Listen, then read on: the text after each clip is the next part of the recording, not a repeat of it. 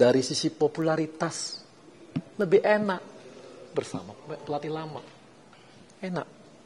Nggak akan dimaki-maki, nggak akan di head speech lah, di inilah, wah kalau kita mah udah habis-habisan lah. Didoakan ke akhirat lah. Aneh-aneh. Jadi kalau mau main aman, ya pertahankan. Tapi ada hal besar yang harus diambil. Dan itu untuk merah putih. Itu satu. Yang kedua, ya begini-begini kita kan tahu ya bahwa kami nggak pernah, atau bukan nggak pernah sih, mudah-mudahan selama periode Pak Erik ini semua langkah-langkah belum ada yang negatif.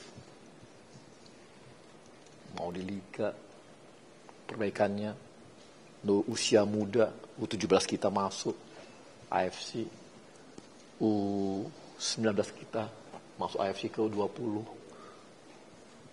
U23 kita, senior, perempuan kita, artinya kan semua berproses nih. Ya, langkah-langkahnya bagus. Jadi kali ini tolong dipercaya aja. Langkah kami ini bukan langkah memang berat, tapi yang tadi itu kalau mau popularitas gampang, kalau mau cari aman gampang, tapi ada hal besar yang harus kami kerjakan. Dan nggak ada untungnya. Apa untungnya coba? Untungnya cuma satu, untuk merah putih. Nggak ada yang lain gitu. Dan itu. Kemudian, nah ini kita kebetulan ketum kita ini kan, dia ini mengelola klub Eropa. Pernah bahkan mengelola klub Eropa besar yang di Serie A. Pemain-pemain diaspora kita itu cara berpikirnya kan cara berpikir Eropa. Melihat tim pun secara Eropa. Ya. Jadi agak beda memang dengan cara kita lah ya, yang selalu berpikir head coach gitu. Beda ini. Coba lihat. Kenapa di Eropa itu disebut misalnya pelatih itu manajer? Kenapa bisa disebut, ada ternyata pelatih technicalnya? Itu di Eropa terjadi. Jadi harus ada leadership di sana. Maka dicarilah pelatih yang punya leadership, yang pemain diaspora kita itu sangat hormat. Sangat hormat. Sehingga apa yang akan dia sebutkan itu akan diikuti oleh pemain-pemain diaspora kita. Dan pemain diaspora kita makin lama levelnya makin tinggi. Mereka itu butuh pelatih yang mereka dengarkan. Ya itu konsekuensi kita pengambil pemain diaspora. Yang makin lama level makin tinggi. Bukan lagi yang standar, makin lama makin tinggi nih. Jadi butuh yang namanya pemimpin, pelatih. Nah, didampingi oleh asisten pelatih yang kuat secara teknikal. Ini pun sudah dicari oleh Pak Erik. Soal nanti, ada kelemahannya. Nggak ada pelatih di dunia ini. Nggak ada pelatih di dunia ini yang nggak punya kelemahan. Ada aja kelemahannya, tapi dicari yang mumpuni. Pelatih tekniknya mumpuni. Ada dua itu. Jadi kombinasi inilah. Jadi Pak Erik ini membentuk yang namanya tim kepelatihan. Yang punya leadership, tapi ada juga yang punya kemampuan teknik. Nah, ini yang gaya Eropa ya begini.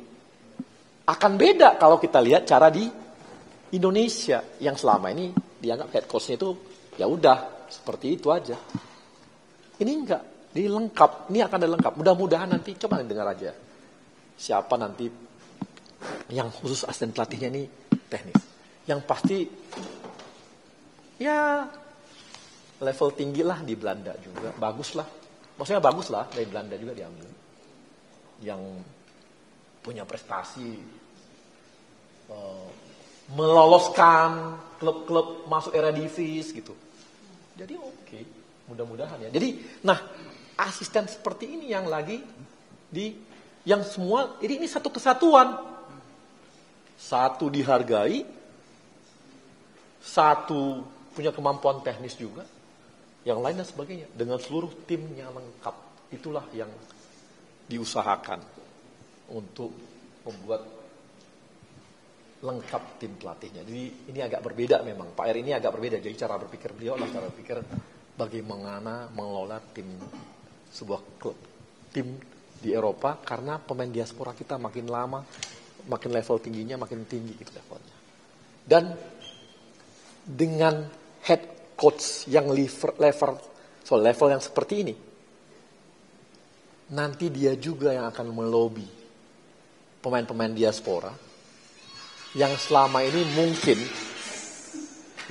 mungkin belum terbujuk untuk mau masuk ke kita. Jadi nanti dia juga yang akan melobi dan mengajak pemain-pemain diaspora untuk masuk ke kita. Nah, yang ini pun dipikirkan sampai level itu.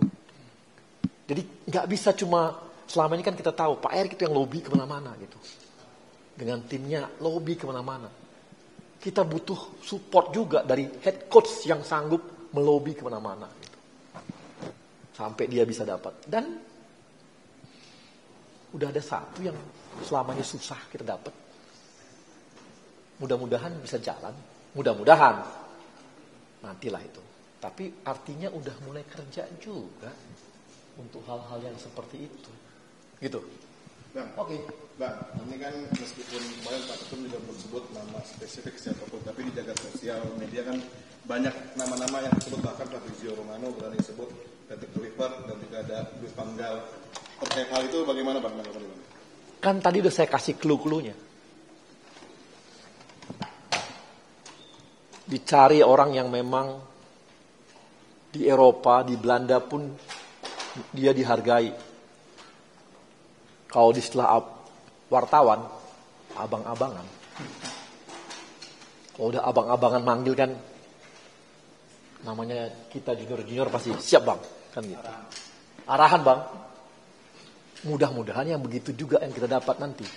Yang dia kalau ketemu pemain-pemain ini, arahan bang, siap bang, ya begitu. Gitu. Oke. Bang, kalau rumor Luis Van Gaal ada jadi direktur olahraga, ada bantahan ya? Kan udah dibantah sama Van Gaal ya? Gulit bang. Apanya? Ya nggak tahu lah ya, gitu. Berarti dari PSSI membantah juga nih bang? Pokoknya kita nggak tahu. Jadi intinya Dirtek itu udah ketemu apa belum? Kita gini dulu. Dirtek itu, nah ini Dirtek itu tidak hanya sekedar membawahi pemain timnas. Dirtek juga harus mampu untuk membangun filosofi sepak bola. Itu artinya dia harus muter-muter seluruh Indonesia nih.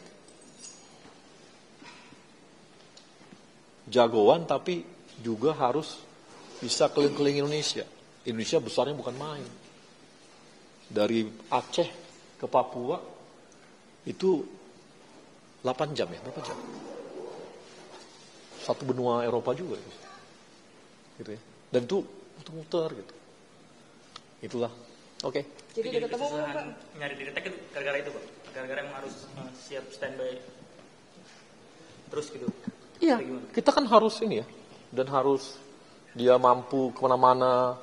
Dia bisa ke Aceh, bisa ke Palembang, bisa ke Kalimantan, bisa ke Sulawesi, menyamakan persepsi. Nggak gampang. Kita nggak hanya bisa bikin Dirtek gitu. Berarti udah ada ya Bang? Ya itu nanti aja. Total tim kepelatihan yang akan dibawa tuh berapa sih boleh tahu?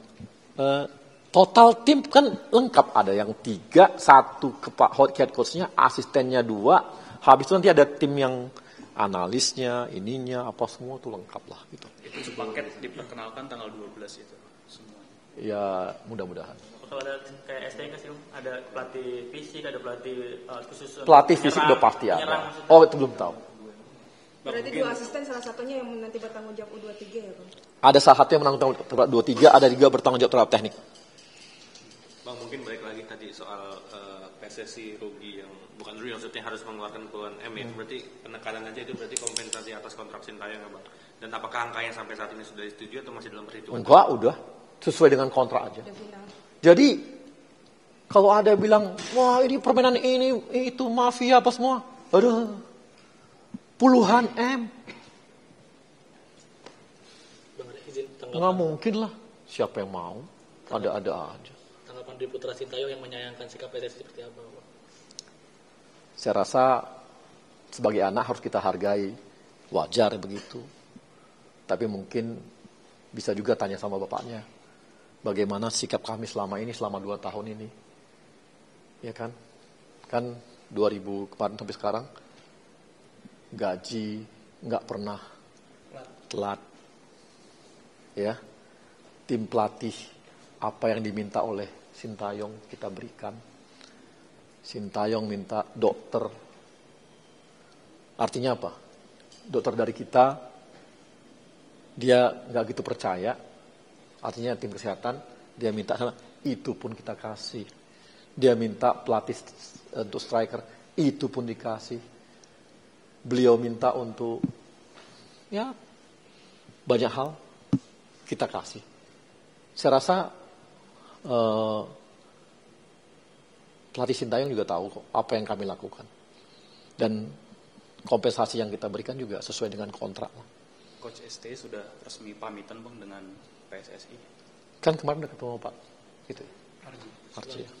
Bang, terkait rumor yang beredar mengenai calon kandidat itu terafiliasi sama Didi gimana?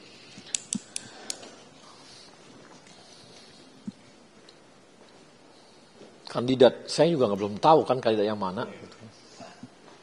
Ya, kita nggak tahu kandidat yang mana gitu ya. Dan susah juga ya kita ngomong apa semua. Yang pasti kalau dia terlibat match fixing ataupun pengaturan skor atau apapun yang berhubungan judi dengan itu, udah pasti orangnya di blacklist di Eropa. Udah pasti di blacklist di Eropa. Kalau dia terlibat, jadi kalau ada hoax apapun nama itu, entah siapapun namanya terserahlah ya. Yang pasti setahu kami, kalau orang terlibat match fixing, terlibat pengaturan skor, terlibat akibat-akibat semua itu karena akhirnya membuat pertandingan apapun semua itu, pasti sudah di blacklist di Eropa. Jadi ini tidak di blacklist di Eropa. Nama-nama yang kami ambil itu, ada berapa nama yang kami, 3 nama itu tidak di blacklist di Eropa. Clear ya? Jadi tidak di blacklist. Kalau di blacklist ya nggak mungkin kita panggil.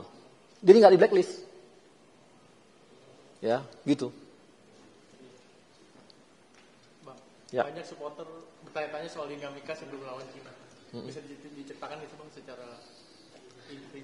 Iya kan kemarin Pak Ketum juga bicara bahwa memang ada dinamika yang kita lihat akhirnya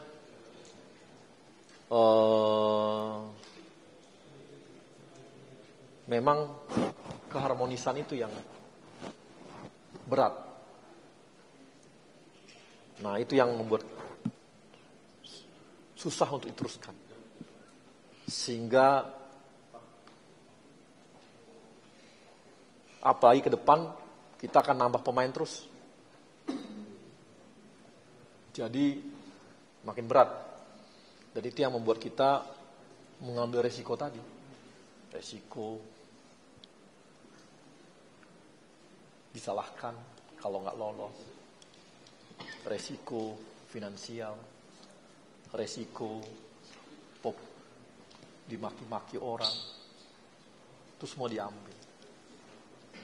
Ya, dan permen apa yang bisa dimakan? Banyak rugi juga kita. Bukan rugi sih, ya itu rugi juga lah. Tapi harus diambil kerugian itu supaya ini bisa menyelamatkan tim ini semua. Bang, kalau makanya dari China gitu, kenapa Sintayong masih dipercaya untuk FF? Loh kan kemarin kan kita udah lihat kan prosesnya yang Piala Dunia itu kan kita lihat juga, ya. Terlalu mepet untuk ngambil langkah untuk yang di situ gitu. Tapi kan beliau masih ada, masih bisa. Ya kenapa nggak kita minta beliau untuk jadi pelatih untuk AFF? Gitu. Berarti AFF itu bukan penghakiman. Enggak lah. Masa kita menghakimi dari bagian dari evaluasi, iya, tapi bukan menghakimi. Yang besaran dari sini lah. Besaran dari situ. Loh, coba aja cek. Kayak saya kan misalnya ngomong gitu ya. Kan mulai dari ketika setelah kalah lawan Cina. Ya kan? Bukan pada saat AFF loh. Bukan pada saat AFF kita mulai ngomong, enggak. Pada saat lawan Cina, saya udah ngomong. Coba aja cari di mana-mana. Itu udah sebenarnya adalah ini gitu, warning-warning yang ini gitu. Gitu.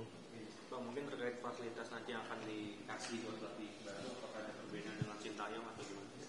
Tentunya setiap ada yang namanya standar. Kalau standar kita penuhi. Kalau yang di luar standar itu akan dibicarakan. Tapi ya inilah yang standar kan yang itu yang penting ya. Hal-hal lain kan bisa ya ada masing-masing ada punya keunikan. Sintayong juga punya keunikan. Sebelumnya juga punya keunikan masing-masing. Pasti ada aja yang khusus untuk masing-masing orang. Tapi yang pasti yang standar ya kita pasti penuhi. Gitu. Nilai kontraknya lebih gede dari 9 atau Kontrak. Kan nilai kontraknya Sintayong itu nggak sendiri. Sepaket. Gitu ya. Yang pasti kita cari yang terbaik. Gitu. Oke. Terima kasih banyak, Bang. Bang, janjian